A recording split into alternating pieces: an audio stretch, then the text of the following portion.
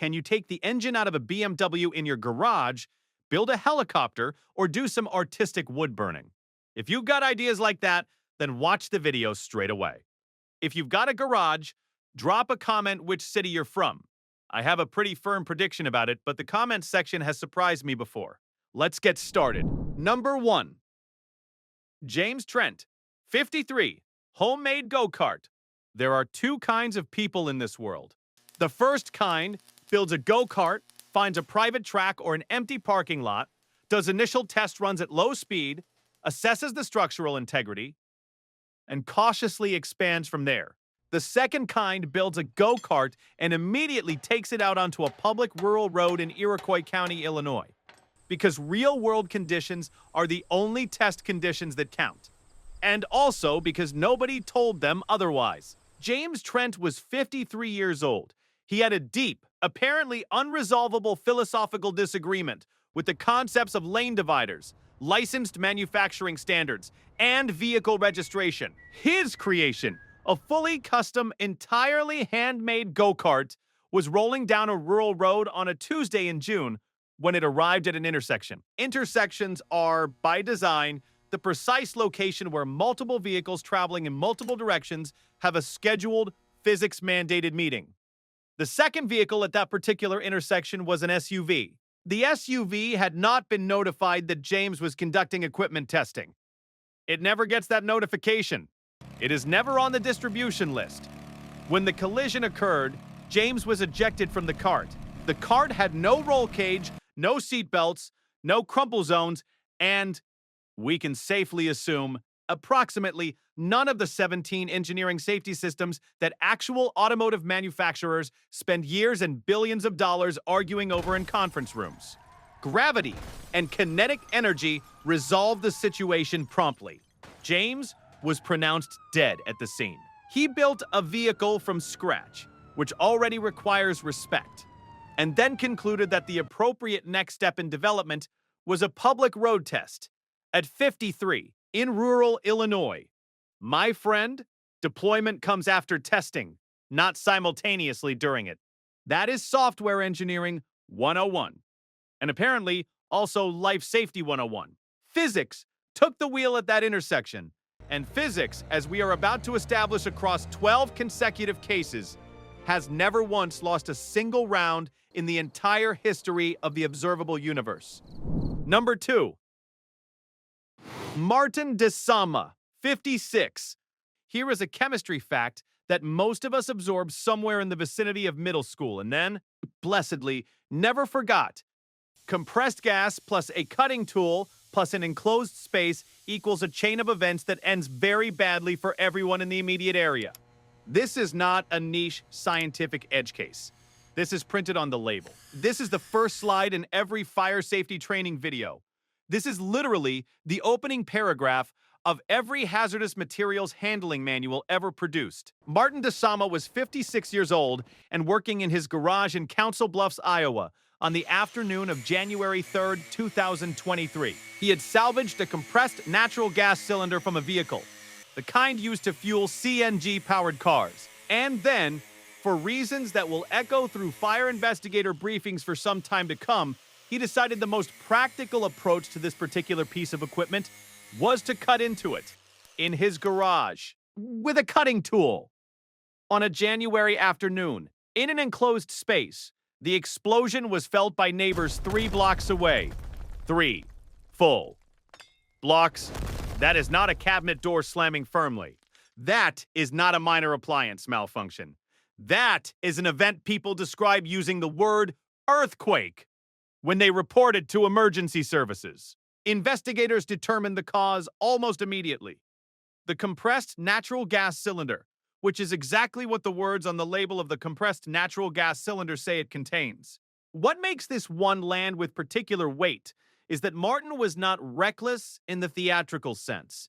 He was working a project, he had tools, he had initiative, he had a workspace. He had everything except one piece of information that rewrites the entire calculation. When you salvage a pressurized cylinder from a vehicle, it is still pressurized. The pressure does not drain out when you remove it from the car. It stays there. It waits. Martin permanently cleared his browser history in his own garage that afternoon, and the neighbors 3 blocks away agreed the sound was unlike anything they had heard before. If you ever encounter a pressurized cylinder of anything and your first instinct is to reach for a cutting tool, please sit down, have a glass of water, and call someone who wears a face shield for a living. Number 3. The Tulum Repairman, Mexico. 2023. There is a specific kind of confidence that comes from home repair. You see a broken appliance, you find a tutorial, you watch someone fix the same problem in 3 minutes on a phone screen, and you feel a particular surge of competence that is entirely real and also entirely irrelevant to what electricity is about to do. Our third case comes from Tulum, Mexico, in 2023. A repairman was working on a washing machine at a residential property. At some point during the repair, he made contact with an energized component at exactly the wrong moment. He died from the resulting shock. The documentation exists. The specific details are limited. Absence of detail is in its own way the point. Washing machines are among the most deceptive appliances in any home. They look completely harmless. A large plastic or metal box, a drum inside, soap goes in, laundry comes out clean. They do not look like something capable of killing you, but they draw between 120 and 240 volts depending on the model and region. And if the system is not properly isolated before a person starts working inside it, that person is no longer a technician. They are the path of least resistance. Number 4. Robert Spagnuolo, 70, Wareham, Massachusetts. July 4th, 2025. It is July 4th in Wareham, Massachusetts. The national mood is exactly what you would expect. Somewhere in the general vicinity of every American coastal town, a professional pyrotechnics company is running a properly permitted safety-cleared aerial display, conducted at a controlled distance by trained operators, using devices engineered to specific performance tolerances. And on a beach, Robert Spagnuolo is 70 years old and has his own fireworks and his own ideas about how the evening should proceed. Consumer fireworks are a remarkable product category when examined honestly. They are small tubes of rapidly oxidizing chemical compounds, manufactured to industrial tolerances that are not quite precision tolerances, sold in large quantities, and expected to perform flawlessly every single time by people with no training, no protective equipment, no designated launch zone, and frequently a level of personal enthusiasm that does not improve decision-making. The Consumer Product Safety Commission tracks the annual data with the specific energy of an organization that has been saying the same thing for 40-plus years and genuinely cannot believe it still needs to. Robert's firework did not follow the plan for the evening. It declined to travel upward toward its intended airspace. Instead, it performed what pyrotechnicians refer to as an early ground detonation, which is a technical way of saying it went off at face level, which is several hundred feet below where these devices are engineered and intended to function. The injuries were not survivable. Robert was 70 years old. Number 5. Sheikh Ismail, helicopter built from car parts and scrap metal, India, 2021. I want to open this one with a genuine note of respect, because what Sheikh Ismail attempted was by any reasonable measure extraordinary. This man was a self-taught welder. No engineering degree, no formal aviation training, no institutional support of any kind. He looked at a collection of salvaged car parts and junkyard scrap metal and decided, with full seriousness and full commitment, that the correct thing to build from all of it was a full-sized pilotable helicopter. Not a model, not a remote-controlled version, a helicopter he intended to fly. Himself. He worked on it for 2 years. 2 years of fabricating, welding, problem-solving without reference textbooks, and iterating on a design that had no precedent in his community or his resources. He pulled a car engine for the power plant. He built the rotor systems by hand from fabricated components. He posted documentation online that went viral. Because when a man welds a helicopter together from junkyard parts in a field in rural India, the internet recognizes something genuine in that. His stated goal was to bring helicopter travel down to around $40,000 so ordinary people could access it during floods and disasters. That is not the profile of a reckless person. That is the profile of a genuine innovator working at the absolute limit of available means. The test flight worked. The helicopter left the ground. Sheikh Ismail got it airborne, which, given the materials and the resources and the absence of formal training, is an extraordinary sentence to be able to write. And then, 5 days before his planned public demonstration, the tail rotor assembly failed during a test run. In helicopter engineering, the tail rotor counteracts the torque generated by the main blades and maintains directional control. It is not a secondary system. It is not optional equipment. When the assembly broke, a blade separated at high rotational speed and struck Sheikh Ismail in the throat. He was rushed to hospital. He held on for 5 days, precisely the amount of time that remained until his public show. And then his biological mainframe logged off. Every Belta, the helicopter he built by hand from salvage with no formal training, actually flew. That is remarkable. He was not wrong about what he was building. Number 6. Mad Mike Hughes, 64. Let me set the scene. The Mojave Desert, California. A hand-fabricated steam rocket gleaming in the February morning sun. A 64-year-old daredevil and professional limousine driver in a custom-made flight suit. A documentary film crew with cameras rolling. And a firm, sincere, entirely unironic belief, maintained with full conviction over many years, that the Earth is flat, that NASA is a coordinated deception, and that the only evidence worth trusting is the kind you collect personally, from altitude, with your own eyes. This is the story of Mike Hughes, known professionally as Mad Mike.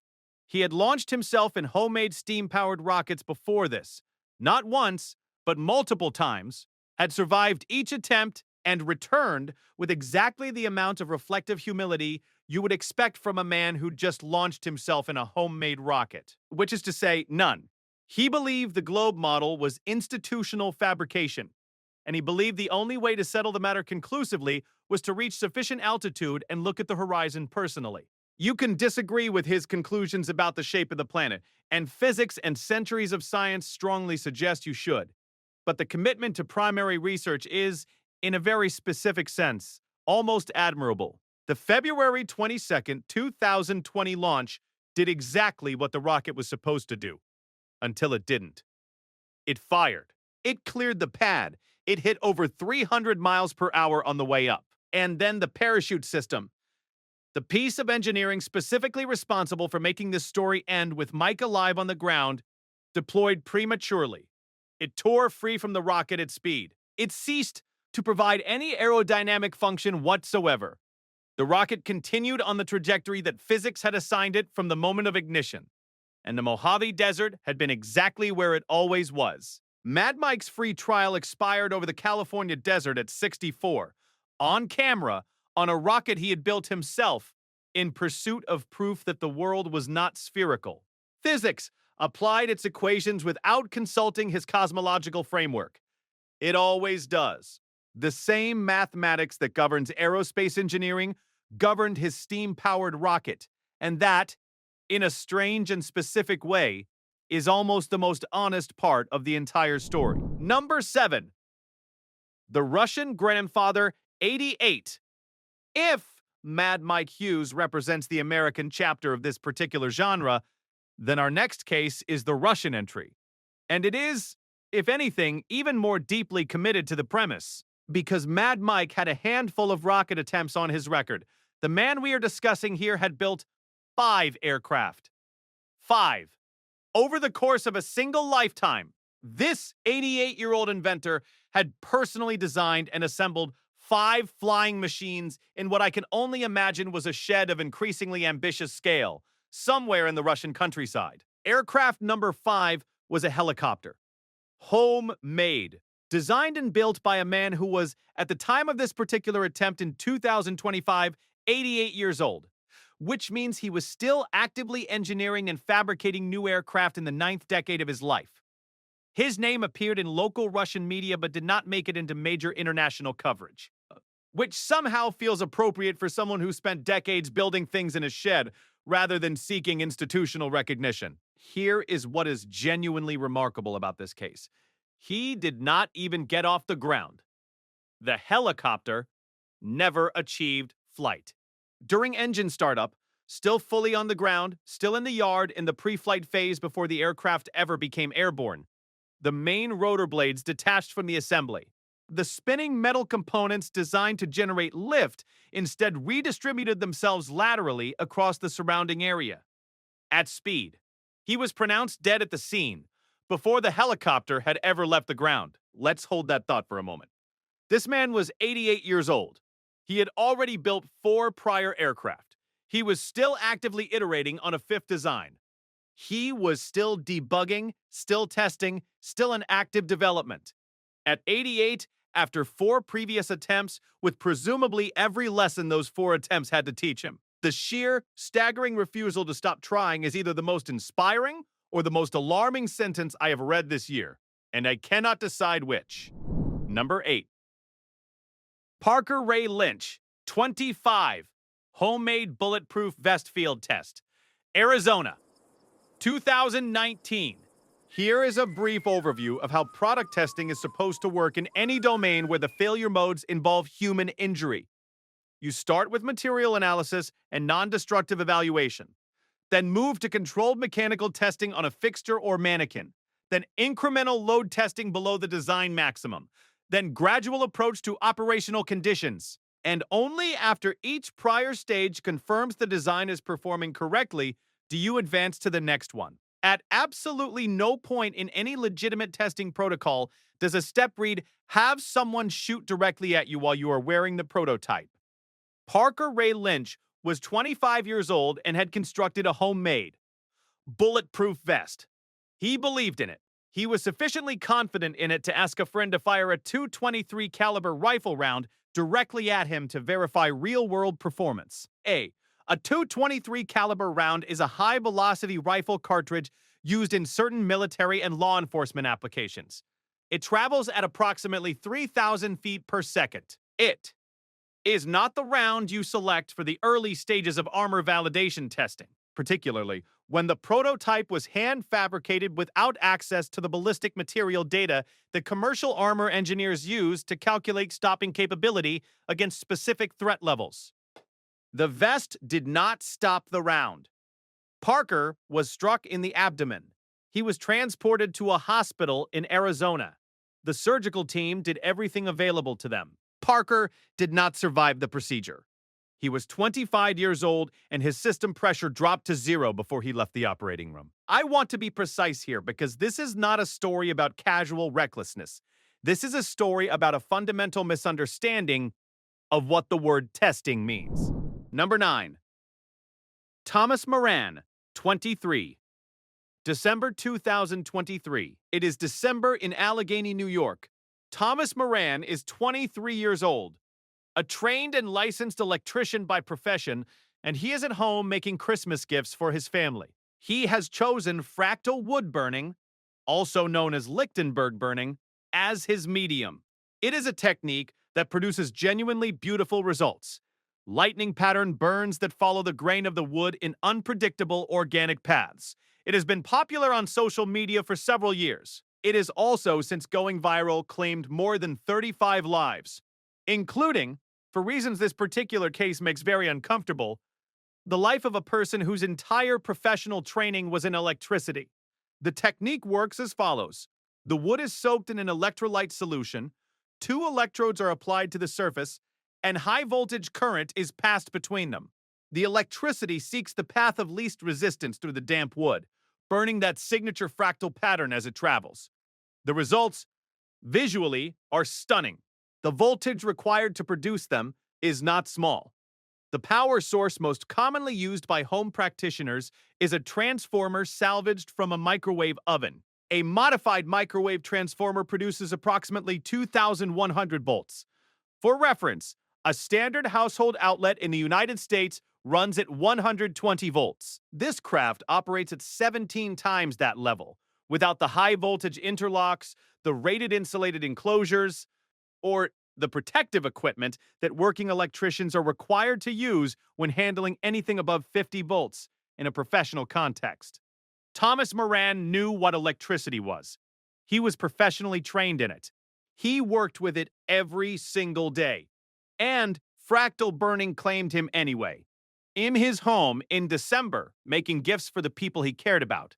His account was closed mid-session with no recovery option and no warning, a week before Christmas. The American Association of Woodturners has formally banned this technique from all sanctioned events. Number 10. The East Sussex Mechanic. Among people who work on their own vehicles, there is a principle so fundamental that it is typically the first thing a person learns and the last thing they are supposed to forget. The jack is not a stand. The hydraulic floor jack is the tool you use to raise the vehicle. The axle stand, sometimes called a jack stand, is the tool you use to support the vehicle while a human being is positioned underneath it. These are two different tools. They serve two different engineering functions. They are not interchangeable under any circumstances. Confusing them produces a consistent, documented, year-over-year pattern of fatalities that emergency services and coroners encounter with depressing regularity. Our 10th case is from East Sussex, England. In 2017, a man in his early 20s was working in his driveway, removing the engine from a BMW. To raise the vehicle, he used a hydraulic floor jack. He did not place axle stands under the vehicle after raising it. The hydraulic jack was the only support structure between the car and the ground, and therefore between the car and him. A hydraulic floor jack maintains its position by holding fluid pressure in a sealed cylinder. It is engineered to lift loads, not to sustain them indefinitely. Seals degrade, oil ages, pressure bleeds through tolerances. When a hydraulic jack fails under sustained load, it releases. In this case, the load was a BMW with its engine partially removed. Approximately 1,200 kilograms of German engineering, and it released directly over the person performing the work. The cause of death was crush asphyxia. That is the clinical term for what happens when external weight on the chest is sufficient to prevent the lungs from expanding. It is not fast in a survivable sense. It is not dramatic. It is gravity completing its arithmetic, quietly and without interest in the outcome. Number 11. Jared Hoog, 34 homemade fireworks in the garage, Crescent, Wisconsin, August 2022. Here is something the professional fireworks industry understands that most consumers do not. The engineering inside a commercial pyrotechnic shell is not primarily about achieving the biggest or brightest effect. It is primarily about controlled, deliberate, predictable failure modes. Every component, the lift charge, the shell casing, the timed fuse, the brake charge, is engineered so that when something goes wrong, and over a long enough timeline in pyrotechnics, something always eventually goes wrong. It goes wrong in a direction and at a scale that the surrounding safety infrastructure was specifically designed to handle. That knowledge was generated by decades of incidents, mandatory industry reporting, regulatory oversight, and a long list of people who are not here anymore. Jared Hoog was 34 years old, living in Crescent, Wisconsin in August of 2020. He had a garage. He had genuine enthusiasm. He had a collection of chemical compounds and materials that were individually and separately completely legal to purchase and own in Wisconsin. He was assembling homemade fireworks, building his own pyrotechnic devices, apparently for a personal display. The assembled materials detonated inside the garage. When authorities arrived and assessed what remained, they contacted a bomb disposal team. Not because criminal intent was suspected. The investigation ultimately classified the incident as an accident, but because whatever Jared had assembled and what remained of it still represented enough of an active and unpredictable concern that trained explosives professionals needed to spend the following day carefully processing the scene before it was considered safe for others to enter. The chemistry of pyrotechnic materials does not tolerate approximation. You do not need to do something categorically wrong for the outcome to be catastrophic. You need to measure a compound slightly off, or store two components slightly closer than the required safety margin, or work in conditions slightly outside what the materials are rated for. Number 12. Danny Edwards, 23, installing a washing machine, United Kingdom, 2008.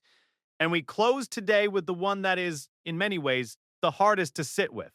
Not because it involves the most ambitious failure of judgment, and not because the scale of it is the largest.